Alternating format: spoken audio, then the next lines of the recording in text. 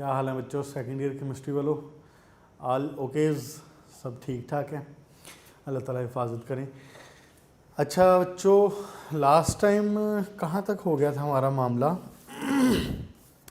हमने पढ़ लिया था बोरिक एसिड बिल्कुल कंप्लीट होने वाला था, एजिस पे ही था। आई थिंक 2 सिर्फ उसमें पॉइंट रह गए थे उसके केमिकल प्रॉपर्टीज़ के। तो आज इंशाल्लाह ताला हम केमिकल प्रॉपर्टीज़ के 2 पॉइंट कर लेते हैं और उसके बाद रिएक्शन स्टार्ट करेंगे फिर एलुमिनियम के। आज इंशाल्लाह ना, आज ज़रा कोई 1-1.5 सफ़ा पढ़ लेते हैं और आपका ये जो रिएक्शन विद एलुमिनियम ईजी है, बिल्कुल आसान है, उसमें कोई मुश्किल नहीं है। तो ना उसमें कोई साइंस वाली कोई इतनी बात है, सिंपल सा वो है, तो हो जाएगा इंशाल्लाह ताला आज। सबसे पहले एक बार नज़र देख लेते हैं पीछे से कहाँ तक पहुँची थी बात हमारी। बोरिक एसिड का जो हमने प्रिपरेशन थी, उसके बाद उसकी फ़िज़िकल प्रॉपर्टीज़ थी और फिर केमिकल प्रॉपर्टीज़ में फ़िज़िकल प्रॉपर्टीज़ में हमने ये बात भी की थी कि इसकी जो सॉल्युबिलिटी है ये इंक्रीज़ करती है with the increase in temperature, लेकिन नॉट एज ऑफ बोरेक्स के साथ थोड़ा सा कंपैरिजन में इसकी जो सॉल्युबिलिटी है वो कम है स्टिल। उसके बाद फिर हमने बात की थी कि केमिकल रिएक्शंस के ऊपर, केमिकल रिएक्शन में क्या बात होती है। एक जो इम्पोर्टेंट एक रिएक्शन है जो मैंने आपको बताया भी था कि इसको अच्छे तरीके से देख लेना, इथाइल अल्कोहल वाला। बेटा अगर पेपर में आता है ना ये रिएक्शंस वाला, तो आपने इसको ज़रूर यानी बैलेंस करना है। इनऑर्गेनिक में अगर आप बैलेंस नहीं कर रहे हैं तो वो आधा नंबर आपका काट सकता है। तो इंशाल्लाह ताला we are going for the marks 85, हम मैक्सिमम स्कोर की तरफ जा रहे हैं। हमारी कोशिश इंशाल्लाह यही होगी कि आप 85 स्कोर करें। तो जब आपने 85 स्कोर करना है तो फिर आपका आधा नंबर भी नहीं कटना चाहिए, क्योंकि आधा भी कट गया तो फिर it is not 85, it is 84.5। तो इसलिए आप जो इनऑर्गेनिक की इक्वेशंस होती हैं उनको आप बैलेंस ज़रूर करेंगे। ऑर्गेनिक में बैलेंसिंग का इतना मसला नहीं होता है, इसीलिए इसी रीज़न की वजह से हम आपको रेकमेंड करते हैं कि आप ऑर्गेनिक पोर्शन के लॉन्ग क्वेश्चन अटैम्प्ट करें। ऑर्गेनिक पोर्शन के लॉन्ग क्वेश्चन सारे के सारे अटैम्प्ट करें, तीनों के तीनों वहाँ से लॉन्ग क्वेश्चन अटैम्प्ट करें, इसलिए आपको ये कहा जाता है।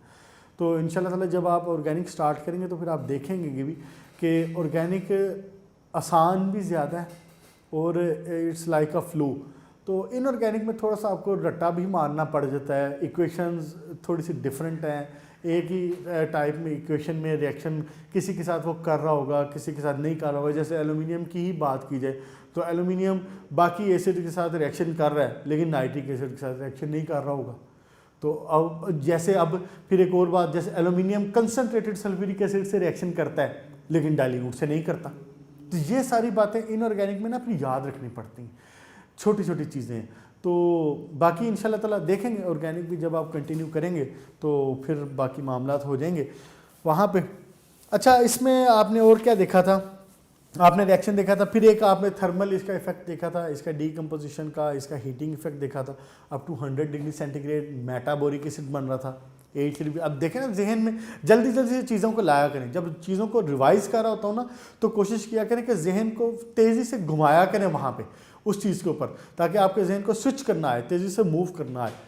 तो H3BO3 को जब आप हीट अप कर रहे थे 100 डिग्री सेंटीग्रेड पे, तो इट वाज मेकिंग मेटाबोरिक एसिड और with the expulsion of water, पानी निकल रहा था साथ में। फर्दर आप उसको हीट कर रहे थे up to 140 degree centigrade, it was giving you tetraboric acid with the expulsion of water obviously. और उसके बाद जब आप फर्दर हीट कर रहे थे तो it was giving you the boron oxide B2O3 with the expulsion of water.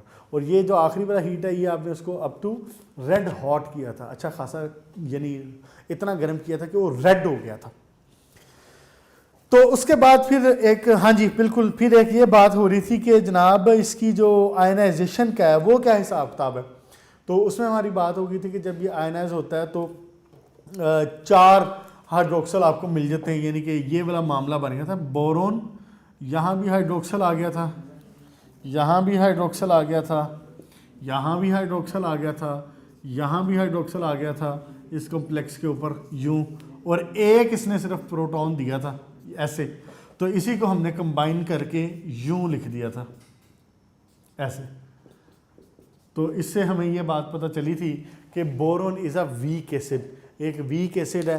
और न्यूट्रलाइज ज़्यादा नहीं होता। फिर मैंने आपको बताया था कि इसकी पीएच क्या है, इसकी पीएच 5 होती है। और यही वजह है कि ये मिथाइल ऑरेंज में कलर चेंज नहीं शो करता। मिथाइल ऑरेंज में जो मिथाइल ऑरेंज इंडिकेटर है उसका जो कलर चेंज करने की जो रेशो है ना, जो डोमेन है, जो उसकी रेंज है, वो है मिथाइल ऑरेंज।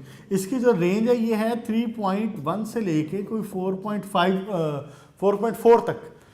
तो इसकी पीएच कितनी है एसिड की? इसकी तो 5 है।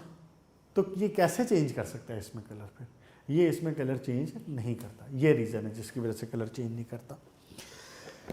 अच्छा जी, लेकिन कहता है कि जी ब्लू लिटमस को रेड कर देता है। पेज नंबर 42 पे हूँ, टेक्स्ट बुक के पॉइंट नंबर 6 है। ब्लू लिटमस को रेड कर, ब्लू लिटमस को तो उसने रेड कर ही देना है। ज़ाहिर है एसिड और बेस का जो फ़र्क है वो आपको पता है कि जो एसिड्स होते हैं वो ब्लू लिटमस को रेड कर देते हैं, तो वो उसने कर देना है। वो चूँकि 7-8 की रेंज में काम करता है तो वो कर देता है। अच्छा जी, उसके बाद 7th पॉइंट देखें ज़रा। It is partially neutralised by the caustic soda to give borax. हाँ, तो बिल्कुल सही है, न्यूट्रलाइज तो हो जाएगा वो, क्योंकि देखें ना एसिड है ना, तो एसिड का जब बेस के साथ रिएक्शन होगा तो क्या बनेगा? सॉल्ट बनेगा। तो इस केस में सॉल्ट क्या बन रहा है? बोरेक्स बन रहा है। देखें ज़रा, एक बार लिख लेते हैं इसको। क्या है? रिएक्शन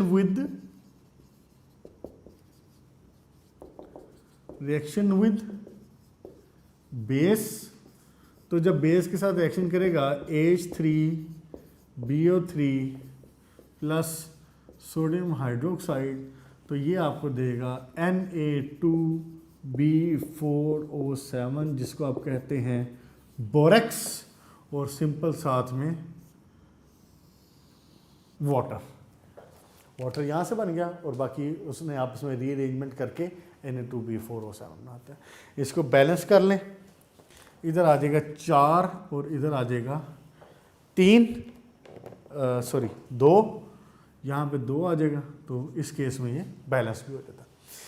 नेक्स्ट देखें बेटा, when boric acid is neutralised by soda ash borax is obtained. ये रिएक्शन भी आपने पहले पढ़ा हुआ। कहाँ रिएक्शन ये पढ़ा हुआ? आपने ये रिएक्शन बोरेक्स की प्रिपरेशन में पढ़ा हुआ। रिएक्शन विद, क्या नाम है इसका? Reaction with soda ash. तो क्या बनाता है सोडा ऐश के साथ मिलके? बताएं ज़रा। रिएक्शन आपने ये पहले पढ़ा हुआ है। H3BO3 का रिएक्शन हुआ सोडियम कार्बोनेट के साथ। मैंने आपको बताया हुआ है कि कार्बोनेट्स जब भी एसिड के साथ रिएक्शन करेंगे तो they will expel water, they will expel carbon dioxide. ये कार्बोनेट ने इसके साथ वाटर, इसके साथ रिएक्शन किया एसिड के साथ, तो इसने क्या बनाया? एक तो चीज़ बन जाएगी वाटर, और दूसरी चीज़ क्या बन जाएगी? Na2B4O7। ये तो हमें हासिल हो गया था मेन प्रोडक्ट के तौर पे। दूसरी चीज़ हमें साथ में क्या मिल गई थी? कार्बन डाइऑक्साइड, जो कि ये कार्बन डाइऑक्साइड है, ये निकल गई, और साथ में हमें क्या मिल गया? वाटर मिल गया। ठीक हो गया जी। अच्छा जी, उसके बाद लास्ट वाला पॉइंट देख लें कि नज़र। Boric acid being a weak acid can not be titrated with alkalis in the usual manner. कहता है कि जी in the presence of glycerol how it can be titrated against the standard alkali using phenolphthalein as an indicator. तो simple सी बात है, वो कहता है कि ये चूँकि वीक एसिड है, काफ़ी वीक एसिड है, तो जनरली जैसे आप एसिड बेस रिएक्शन करवा लेते हैं, ये उस तरह से रिएक्शन नहीं करता। सिंपल में उसमें रिएक्शन नहीं करता है। तो हाँ, अलबत्ता आप इसमें ग्लिसरीन डाल दें तो फिर ये फर्दर रिएक्शन कर लेता है, और वो भी उस केस में भी इसकी जो इंडिकेटर है वो फिनोक्सिलिन यूज़ करेंगे आप। ठीक हो गया बच्चे? ग्लिसरॉल के डालने से क्यों रिएक्शन करता है, लंबी बात है, आउट ऑफ द कॉन्टेक्स्ट है, उस तरफ जाने की जरूरत नहीं है, सिर्फ इतनी सी बात ज़हन में रख लें आप। अच्छा जी, उसके बाद uses of boric acid. Obviously ये 2 नंबर के शॉर्ट क्वेश्चन के लिए ज़रूर देखें इसको। 4 यूजेस इसके ज़रूर जहन में रखने हैं। 2010 में शॉर्ट क्वेश्चन उसने दिया भी हुआ है, यूजेस ऑफ बोरिक एसिड। और हाँ, ये वाली जो इक्वेशन है, ये वाली ये भी 2007 में या 8 में उसने बोर्ड में दी हुई है। तो मीन्स आप शॉर्ट क्वेश्चन के लिए इन सारी चीज़ों को जहन में रखेंगे। अच्छा जी, बोरिक एसिड का बचे जो इस्तेमाल है ना, बोरिक एसिड के इंडस्ट्री में काफ़ी इस्तेमाल है। एक इसका बड़ा इस्तेमाल, अच्छा आपने बोरिक एसिड का इस्तेमाल किया भी हुआ घर में। आप ये जो कुपेक्स का पाउडर या जो आप मोर्टीन का पाउडर या जो आप ऐसी चीज़ें, दूसरा जो पाउडर हो, क्या नाम, किंग टॉक्स और इस तरह के पाउडर जो ला के घर में डालते हैं, वो क्या है? वो बोरिक एसिड होता है। वो बोरिक एसिड है, वो ये इंसेक्टिसाइड्स के तौर पे इस्तेमाल होता है। हम ला के वो पाउडर घर में स्प्रे करते हैं और उसको जो भी चीज़ खाएगी, मिसाल चूंटियाँ वगैरह खाए या कॉकरोचेज या ऐसा कुछ भी, तो उसमें क्या होता है कि वो उनके अंदर जाके स्वेल अप होते हैं और स्वेल अप होने की वजह से एट लास्ट उनकी डेथ होती है। इस तरह से इनको किल करता है। तो ये इंसेक्टिसाइड्स के तौर पे भी ये काम करता है। इसके अलावा मेडिसिन के तौर पे एंटीसेप्टिक, एंटीसेप्टिक का मतलब होता है जरासीम कुश, जरासीम मारने के लिए। फिर डस्टिंग पाउडर और बोरिक ऑइंटमेंट के लिए boric solution is use as the eye wash, eye wash करने के लिए इस्तेमाल होता है बोरिक एसिड का सोल्यूशन। और उसके बाद पॉइंट नंबर 2 पे देखें ज़रा कि यूज़ होता है पोट्री में as glaze because borate glazes are more fusible than the silicate glaze and possess a higher coefficient of expansion. Glaze basically जो उसके ऊपर एक लेयर सी लगाई जाती है ना बर्तनों के ऊपर, जो चमक की वजह से, चमक के लिए भी इस्तेमाल होती है, तो वहाँ पे इस्तेमाल होता है, बोरेट ग्लेज इस्तेमाल होते हैं। और वो इसीलिए, ये बात हमारी पहले हो चुकी है कि इनका जो thermal of expansion for the thermal coefficient of expansion जो है वो कम होता है। सॉरी, इसके केस में ये इसका जो थर्मल कोफिशिएंट है वो हायर है और ये सिलिकेट ग्लेज की निस्बत ज़्यादा बेहतर होता है इस्तेमाल करना। उसके बाद तीसरा एक पॉइंट में कह रहा है कि जनाब candle industry for stiffening of the wicks, वो जो मोम होती है उसको स्टिफ करने के लिए। इनमें से कोई भी 3-4 पॉइंट ज़हन में रख लें, जहाँ पे इसने 1-2 पॉइंट आपस में मिक्स किए हुए हैं, वहाँ पे आप उनको एक्सटेंड करके 4 पॉइंट बना सकते हैं। बेटा यहाँ पे अब मामला आपका ख़त्म हुआ बोरोन का। हमने इस चैप्टर में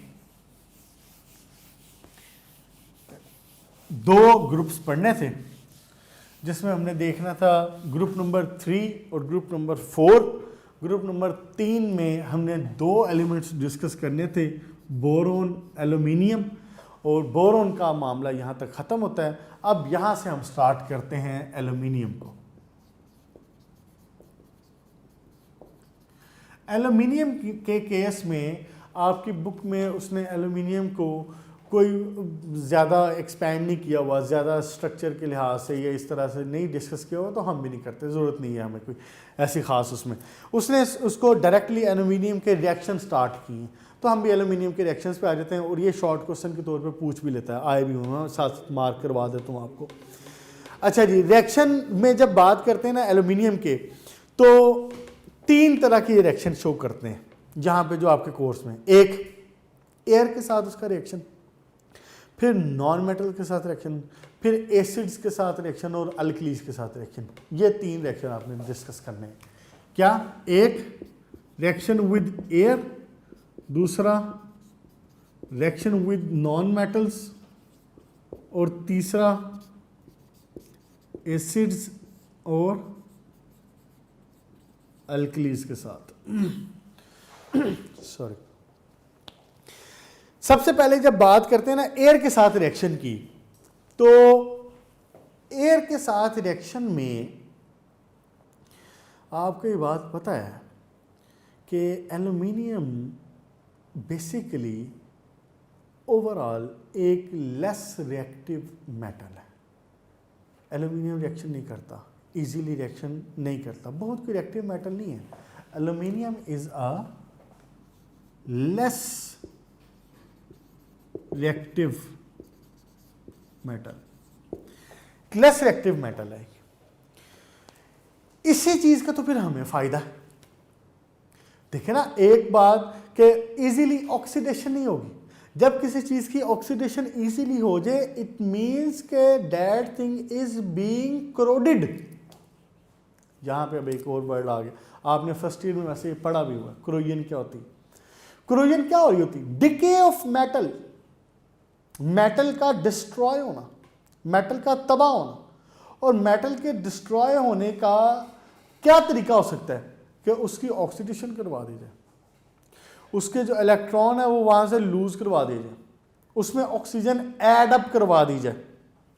यही तरीका है ना। आपने क्रोजन पढ़ी है, क्रोजन में क्या हो रहा है, आयरन को रस्ट लगता है, आयरन को जंग लगता है। तो आयरन को जंग लगने का बेसिकली क्या मतलब है कि iron is being converted to iron oxide, Fe2O3 में कन्वर्ट हो रहा है।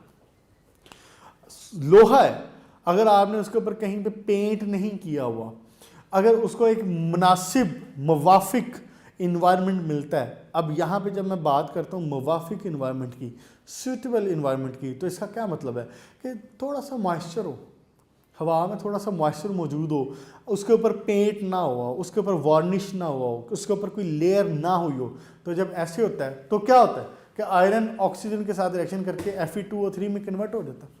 इसी को तो आप रस्टिंग कहते हैं। ये क्या हुआ है, यही तो बेसिकली रस्टिंग है,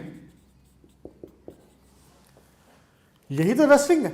तो जब आपने इसकी रस्टिंग देखी है तो आयरन के डिके को, आयरन के ज़ाया होने को, आयरन के यूं बर्बाद होने को, आयरन के यूं करोड होने को रस्टिंग कहते हैं। तो इसमें मेन वर्ड क्या आया, क्रोजन। तो किसी भी मेटल के डिके को, किसी भी मेटल के बर्बाद होने को, ज़ाया होने को हम क्रोजन कहते हैं। और वो मोस्टली और मेनली ये क्रोजन कैसे हो रही होती है, वो क्रोजन हो रही होती है by oxidation, by oxidation. Aluminium को अगर आप ऑक्सीजन के साथ रिएक्शन करवा दें और अगर एल्यूमिनियम मान भी जाए, तो यानी अगर एल्यूमिनियम रिएक्शन करे तो एल्यूमिनियम ऑक्साइड बनाए, तो ये भी करोड़ होना शुरू हो जाएगा। इस तरह से होना चाहिए ना, होना ऐसे चाहिए। अब इंटरेस्टिंग बात यह है कि एल्यूमिनियम रिएक्टिव मेटल नहीं है। Aluminium is resistant to oxidation. मैं क्या वर्ड यूज कर रहा हूं, रेजिस्टेंट टू ऑक्सीडेशन। अपनी ऑक्सीडेशन इजीली नहीं होने देता एल्यूमिनियम, इसीलिए करोड़ भी नहीं होता। जब क्रोजन नहीं होगी, इसका डिके भी नहीं होगा। जब डिके नहीं होगा, क्रोजन नहीं होगी, तो ऑब्वियसली हमारे लिए एज ह्यूमन इसमें फ़ायदा है, इसको इस्तेमाल करने में फ़ायदा है। कहाँ पे इस्तेमाल होती है एल्यूमिनियम, बताएं। ख़वातीन ने, बल्कि ख़वातीन ने क्या मतलब, जो गर्ल्स हैं, जो बॉयज़ हैं, आप सब ने देखा हुआ है कि जो हमारे जहाज़ हैं, जो हमारे एयरप्लेन्स हैं, ये मोस्टली एल्यूमिनियम के बनाए जाते हैं। अब कुछ एक जो नई टेक्नोलॉजीज़ आई हैं उसके अंदर आके कुछ एक नया आ गई हैं, नई टेक्नोलॉजीज उसमें आ रही, लेकिन वो ज़्यादातर एल्यूमिनियम की होती। फिर हमारी गाड़ियाँ एल्यूमिनियम की बनाई जाती, और अब आके गाड़ियों में भी खैर नई टेक्नोलॉजी आ गई है, फाइबर उसमें इस्तेमाल हो रहा होता है।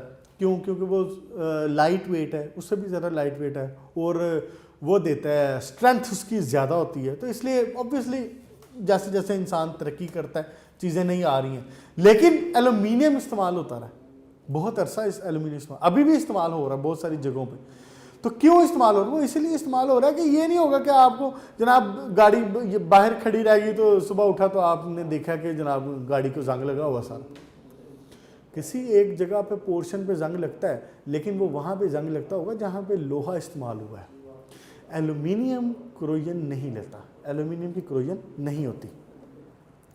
अच्छा जी, अब इसकी रीज़न क्या है कि इसकी क्रोजन ना होने की? इसकी रीज़न ये है कि जब एल्यूमिनियम की मिसाल के तौर पे एक लेयर मैं इसकी बनाता हूं,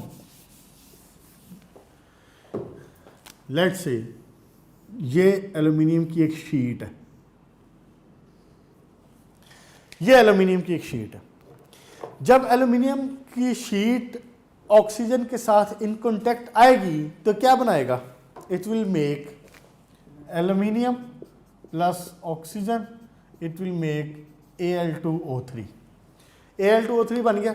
लेकिन जब Al2O3 बनता है ना, तो यहां पे Al2O3 एक लेयर बना देता है। यहां ये एल्यूमिनियम की लेयर थी, एल्यूमिनियम की जो शीट थी उसके ऊपर Al2O3 ने एक लेयर बना दी। ये Al2O3 की लेयर एज प्रोटेक्टिव लेयर काम करती है, ये प्रोटेक्ट करती है। और रेजिस्ट करती है from being further oxidation, from being further corrosion. फिर ये फर्दर क्रोजन नहीं होने देती, ये जो Al2O3 की लेयर है। इसलिए एल्यूमिनियम हम कहते हैं कि aluminium is resistant to oxidation. मतलब रेजिस्टेंट का क्या मतलब है कि थोड़ी बहुत हुई है लेकिन उसने मुजाहमत की है, उसने खुद को रोका है, उसको होने से रोका है। तो Al2O3 की एक लेयर जब बन जाती है तो ये रेजिस्टेंट हो जाता है, फिर ये फर्दर इसके ऊपर ऑक्सीडेशन नहीं हो पाती। लेकिन एक इंटरेस्टिंग बात ये है कि अगर मैं इस एल्यूमिनियम की लेयर को, इस शीट को ब्रेक डाउन कर दूं, इसको मैं काट दूं, इसके मैं पाउडर बना दूं, तो अब ये रिएक्शन कर जाता है। ये बात आपने पढ़ी है फर्स्ट ईयर में, कहाँ पढ़ी है आपने? फर्स्ट ईयर के जो चैप्टर था आपका 8वां शायद, ली शैटलियर्स प्रिंसिपल, जहाँ पे आपने पढ़ा है ली शैटलियर्स प्रिंसिपल में, वहाँ पे आपने ये बात पढ़ी थी कि उसके जो रिएक्शन है, जो सरफेस एरिया है, ली शैटलियर्स में कि कहीं और था, शायद कहीं और था। बहरहाल वो बात ये थी कि जब आप सरफेस एरिया बढ़ाते हैं तो रिएक्टिविटी बढ़ जाती है, यही काम हो रहा है। वहाँ पे ये बात मैंने बताई भी थी कि एल्यूमिनियम का जब आप सरफेस एरिया बढ़ा देते हैं, शीट की फॉर्म में तो सरफेस एरिया कम है, लेकिन अगर आप इसी शीट को पाउडर फॉर्म में कन्वर्ट कर दें तो फिर ये रिएक्शन कर देता है।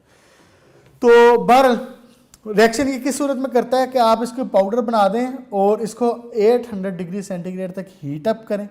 जब इसको 800 डिग्री सेंटीग्रेड तक हीट अप किया जाता है तो फिर ये कन्वर्ट हो जाता है एल्यूमिनियम ऑक्साइड में। फिर ये किस में कन्वर्ट हो जाता है? एल्यूमिनियम ऑक्साइड में। देखें ज़रा, aluminium plus oxygen, aluminium oxide Al2O3, इसकी वैलेंसी 3, उसकी वैलेंसी 2। क्लियर हो गया बेटा? अच्छा, अब मैंने बात की थी कि रिएक्शन विद एयर। अब एयर में तो दो चीज़ें हैं, ऑक्सीजन और नाइट्रोजन। एयर में नाइट्रोजन भी है, तो जब ऑक्सीजन के साथ रिएक्शन करता है तो Al2O3 ये बना रहा है। एल्यूमिनियम इंटरेस्टिंगली नाइट्रोजन के साथ भी रिएक्शन करता है और एल्यूमिनियम नाइट्राइड बनाता है। एल्यूमिनियम नाइट्राइड, इसको बैलेंस कर लें, Al2 और 2 साथ में इधर भी आ जाएगी, ये ठीक हो गया। एल्यूमिनियम नाइट्राइड बनाता है। अब एल्यूमिनियम नाइट्रोजन के साथ, हवा की नाइट्रोजन के साथ, अच्छा एल्यूमिनियम का ये नाइट्रोजन के साथ रिएक्शन करना, ये भी अपने अंदर एक बड़ा इंटरेस्टिंग सा मामला है। ये कैसे मामला है इंटरेस्टिंग, देखें ज़रा। हम इस काम को और एल्यूमिनियम की इस खूबी को इस्तेमाल करते हैं। जब आप इंशाल्लाह ताला पहुंचेंगे ना अपने 6 चैप्टर पे, 6 चैप्टर में जाके आप मेटलर्जी पढ़ेंगे, वहाँ पे जाके रॉट आयरन, स्टील और इनकी मैन्युफैक्चरिंग पढ़ेंगे, तो वहाँ पे आप एक बात देखेंगे कि मिसाल के तौर पे मैंने एक लिक्विड उसको बना लिया, मेल्ट कर लिया, मैंने अपने स्टील को या किसी भी चीज़ को मेल्ट कर लिया, तो बेसिमर प्रोसेस में आप ये देखेंगे कि जब उसके अंदर से पास की जाती है ना एयर, तो एयर जब पास की जाती है तो एयर में तो नाइट्रोजन भी है, तो नाइट्रोजन इसके अंदर ट्रैप हो जाती है। वो जो मोल्टन स्टील है ना, उसके अंदर नाइट्रोजन ट्रैप हो जाती है। अगर नाइट्रोजन उसके अंदर रह जाए ना, तो फिर वो उस स्टील में क्रैक कॉज करती है, उसमें क्रैक्स आ जाते हैं बाद में, और उसकी जो स्ट्रेंथ है, ऑब्वियसली उसकी जो मजबूती है वो इतनी नहीं रहती। तो हम क्या करते हैं, हम एल्यूमिनियम के रॉड इसके अंदर डिप करते हैं, एल्यूमिनियम के रॉड इसके अंदर डिप किए। जब इसके एल्यूमिनियम के इसके अंदर रॉड डिप किए जाते हैं तो क्या होता है, एल्यूमिनियम नाइट्रोजन के साथ रिएक्शन करके क्या बनाता है, एल्यूमिनियम नाइट्राइड बनाता है। तो ये एल्यूमिनियम नाइट्राइड बना देता है वहाँ पे, और इस तरह से हमारी इस नाइट्रोजन से जान छूट जाती है और रिएक्टिविटी इसकी ये शो करती है, और ये फ़ायदा हमें देती है कि इसमें से ये जो लिक्विड है, जो मोल्टन है, इसमें से नाइट्रोजन निकल जाती है। अच्छा जी, इसमें देख लें एक नज़र, और कोई बात तो नहीं रहेगी कोई छोटी मोटी। The reaction is accompanied by the evolution of heat, ठीक हो गया। हाँ जी, ये जो रिएक्शन, ये एक बात है छोटी सी कि जो इसका जो हीट है ना, ये जब रिएक्शन इसके साथ करता है ना एल्यूमिनियम, तो ये एक इंटेंस वाइट लाइट देता है, चमक देता है एक। ऑक्साइड्स के साथ जब भी रिएक्शन करता है, ऑक्साइड बनाता है जब भी, और जब ये बना रहा होता है क्या उसको बोलते हैं, किसी क्या उसको बोलते हैं क्रोमेट्स वगैरह के साथ, बाइक्रोमेट्स के साथ, उनके साथ रिएक्शन करके भी एक चमक देता है ये बेसिकली। तो उस चमक की वजह से इसको पहले फ्लैश लाइट फोटोग्राफी में भी इस्तेमाल किया जाता था। जो कैमरा इस्तेमाल करते थे, कैमरा क्लिक करते थे तो क्लिक होते साथ ही जो एक फ्लैश चलता था उसमें भी इस प्रॉपर्टी को इस्तेमाल किया जाता था। लेकिन अब जाहिर है चूँकि नई एडवांसमेंट है, नई टेक्नोलॉजीज़ हैं, तो अब इससे ज़्यादा बेहतर चीज़ें मौजूद हैं। अच्छा जी, ये वाली बात भी होगी, एल्यूमिनियम को वहाँ पर बबल के तौर पे इस्तेमाल किया जाता है, ये बात भी मुकम्मल होगी इसमें। ठीक हो गया बेटा। अब आगे आए reaction with the non metal. जब एल्यूमिनियम को थोड़ा सा हीट अप किया जाए ना, रिएक्शन विद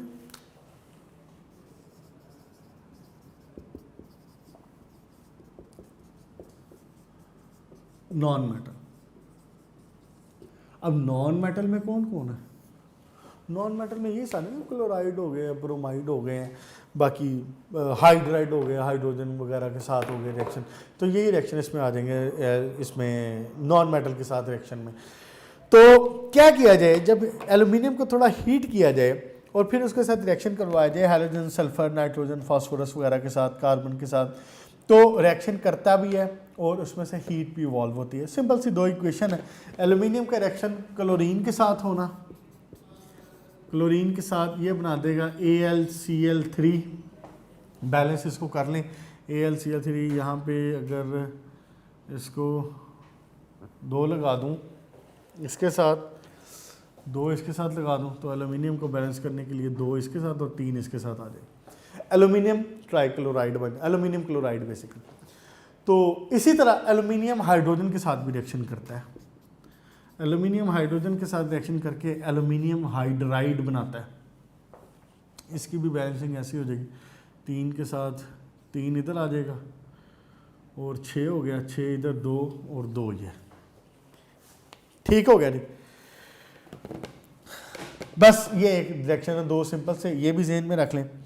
उसके बाद जनाब अली आखिरी बात के ऊपर आए ज़रा, reaction with the acids and alkalis. अच्छा, एसिड और एल्कलीज के साथ इसके जो रिएक्शन है ना, ये इंटरेस्टिंग है। अब एसिड हमारे पास मेनली और फेमसली कौन से हैं? HCl है, सल्फ्यूरिक एसिड है, नाइट्रिक एसिड है। तो आए ज़रा आप इसको देखते हैं कि ये विद एसिड क्या रिस्पॉन्स शो करता है।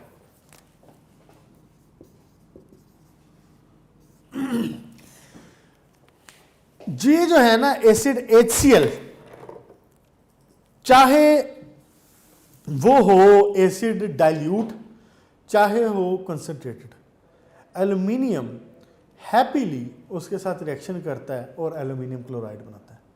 हाँ, अगर कंसंट्रेटेड HCl होगा तो रिएक्शन ज़रा फास्ट हो जाता है, और अगर डाइल्यूट होगा तो रिएक्शन ज़रा स्लो हो जाता है, लेकिन करता है। एल्यूमिनियम प्लस HCl ये बना देगा AlCl3। और अगली बात ये, आपको ये बात पता है कि जब मेटल्स एसिड्स के साथ रिएक्शन करती हैं तो एक बड़ी प्रॉपर्टी उनकी ये है कि वो उसमें से हाइड्रोजन को लिबरेट करती हैं, हाइड्रोजन उसमें से निकलती है, तो इसके अंदर भी हाइड्रोजन निकलती है। क्लियर हो गया जी? बैलेंस इसको कर लें, 2 इधर आ जाएगा, 6 इधर आ जाएगा और 2 इधर आ जाएगा और 3 इधर आ जाएगा। ठीक हो गया? अच्छा जी, रिएक्शन करता है डाइल्यूट, ये इसने लिखा भी हुआ है कि डाइल्यूट के साथ स्लोली रिएक्शन करता है, रैपिडली करता है रिएक्शन, कंसंट्रेटेड के साथ हाइड्रोजन निकालता है। अच्छा, अब जब बात करते हैं ना सल्फ्यूरिक एसिड की, तो सल्फ्यूरिक एसिड में इसकी रिएक्टिविटी अब कम हो गई है पहले से। H2SO4 के साथ जब रिएक्शन करता है तो ये डाइल्यूट के साथ तो रिएक्शन सल्फ्यूरिक एसिड के साथ करता ही नहीं। डाइल्यूट एसिड के साथ सल्फ्यूरिक एसिड, अब ये सारी बातें याद रखने वाली हैं, अगर पेपर में पूछता है तो आपको ये बताना पड़ेगा कि यहाँ पे कंसंट्रेटेड एसिड है साथ में। जब ये कंसंट्रेटेड के साथ रिएक्शन करता है तो एक चीज़ तो ये बना देगा simple, aluminium sulphate, aluminium sulphate, 2 इसकी और 3 इसकी। दूसरा ये काम इसमें से ये करता है कि ये SO2 गैस निकलवा देता है, और तीसरी साथ जो प्रोडक्ट बनती है वो बनती है वाटर का बनना। ये रिएक्शन अब बेटा जेन में रखें, यही बात ये पूछता है कि जी HCl के साथ क्या रिएक्शन है और इनके साथ क्या रिएक्शन।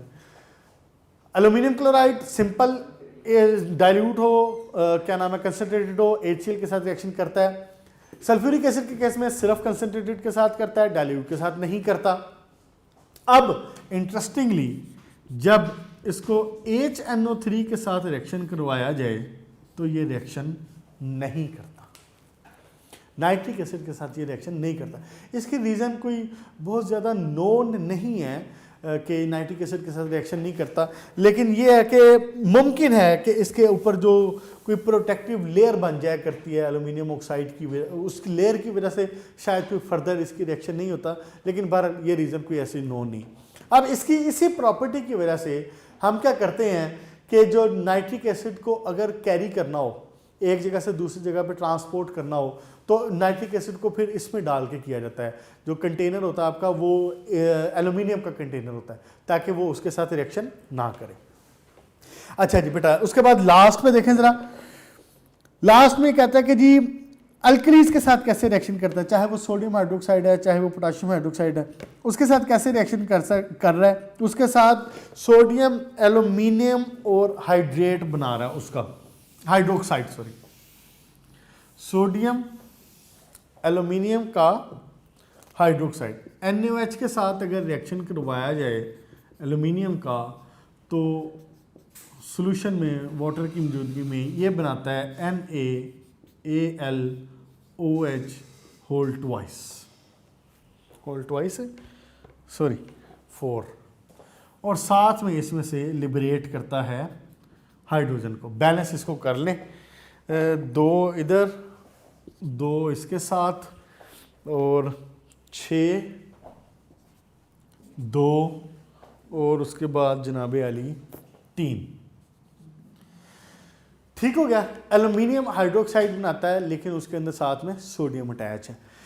बेटा यहाँ पे हुए हैं आपके रिएक्शन कंप्लीट, और उसके बाद एल्यूमिनियम के यूजेस पे भी एक नज़र डाल लेते हैं।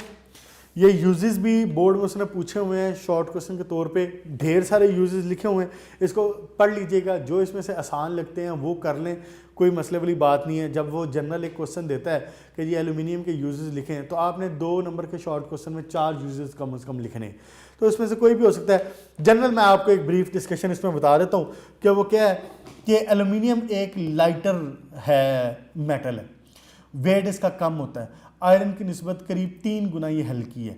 तो जहाँ पे हमने आयरन को यूज़ करना है और उसका वेट भी ज़्यादा बर्दाश्त करना है और उसकी जो रस्ट होने वाला नखरा है वो भी उठाना है, तो उसके लिए बजाय फिर बेहतर नहीं कि हम एल्यूमिनियम इस्तेमाल करें। इसीलिए हम एल्यूमिनियम इस्तेमाल करते हैं ज़्यादा जहाज़ों में, बहरी जहाज़ों में, शिप्स में, फिर आपके जो गाड़ियाँ हैं इनकी मैन्युफैक्चरिंग में एल्यूमिनियम इस्तेमाल होता है। क्यों? क्योंकि क्रोजन भी नहीं होती, रस्टिंग भी नहीं होती और फिर लाइट वेट भी है। ये इसका पॉइंट नंबर 1 देख लें।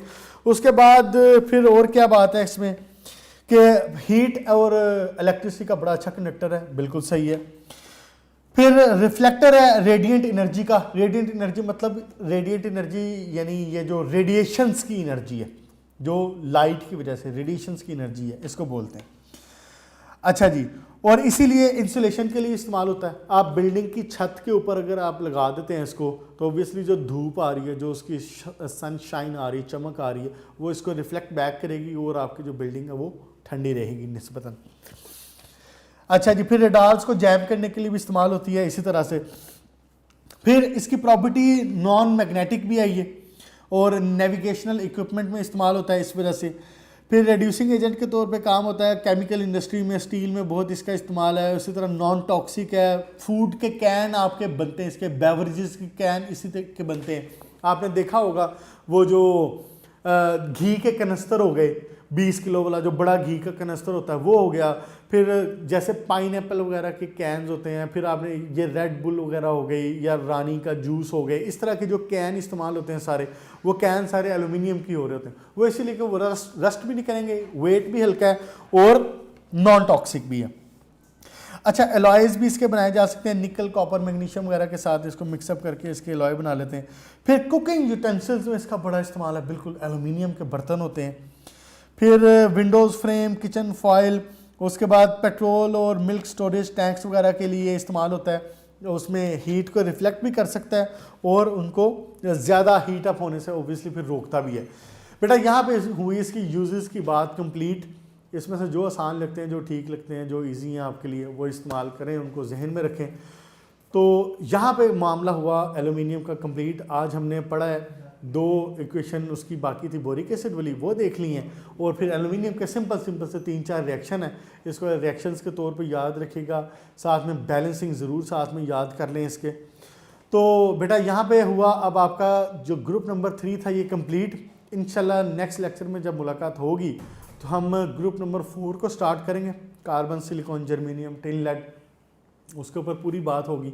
वो पूरा टॉपिक है, यानी इससे रिलेटेड कार्बन डिस्कस होगा, उसके अंदर फिर सिलिकॉन डिस्कस होगा, उसकी सेमीकंडक्टर की प्रॉपर्टीज़ वगैरह देखी जाएंगी, कार्बन की देखी जाएंगी इंशाल्लाह, फिर उस पर बात होगी। अभी तक के लिए अल्लाह हाफिज़, अपना ख्याल रखिएगा, गुड लक।